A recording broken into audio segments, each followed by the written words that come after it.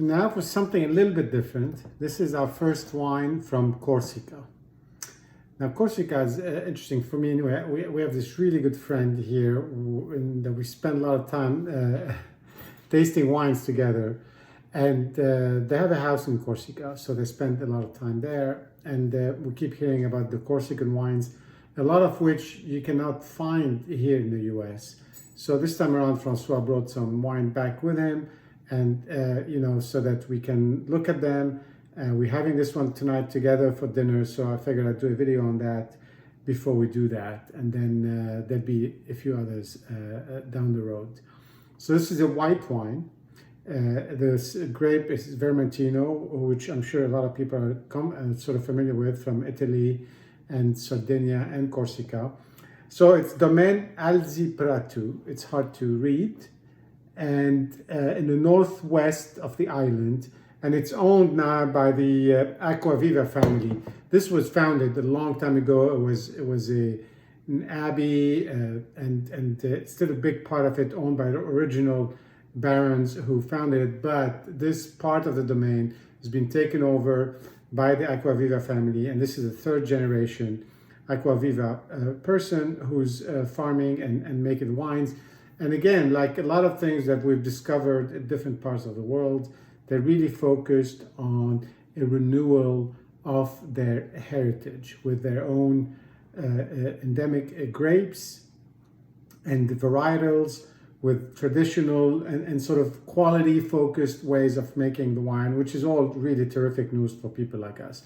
So the label here is Lume. It says a 2020, 100% Vermentino. That's planted in the northwest of Corsica, right between the mountain. It's 2,000 meter mountain and the Mediterranean.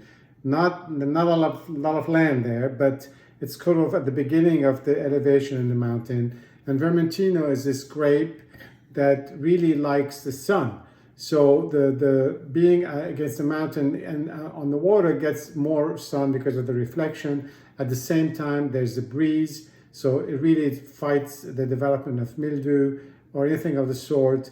It's also a little bit, cooler, so the grapes can ripen a little longer. It's really a great place for this kind of grape. And to my knowledge, they make really good wines. We're going to find out together. So the color first, this is a very young wine. The color is just incredibly clear.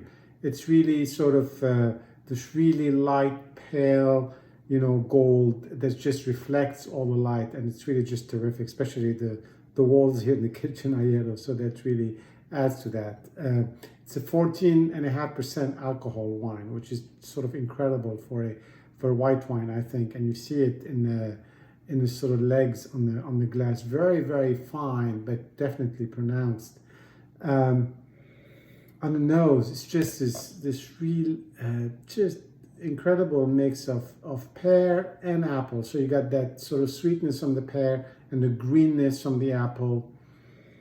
Also a little bit of the tartness and the sort of the maybe some almond flavor in there. I'm not sure if this comes from the grape or from the élevage. These are aged for a little bit. This is 2020, so it couldn't have been that long.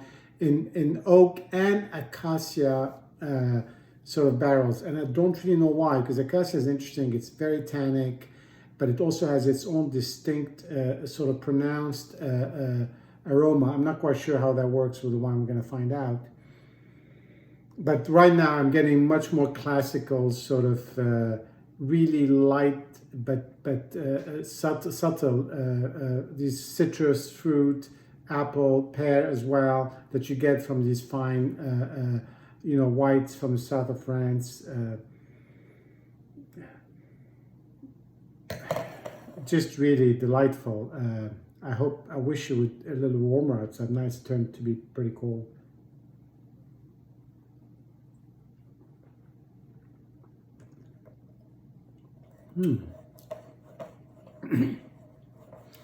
The mouthful is very different. It's very full.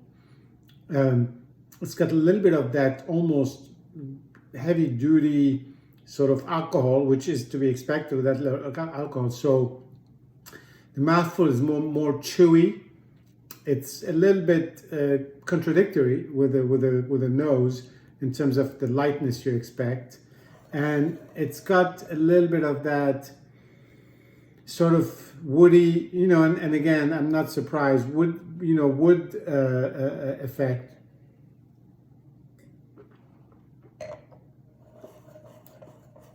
A little bit more buttery, but still very floral.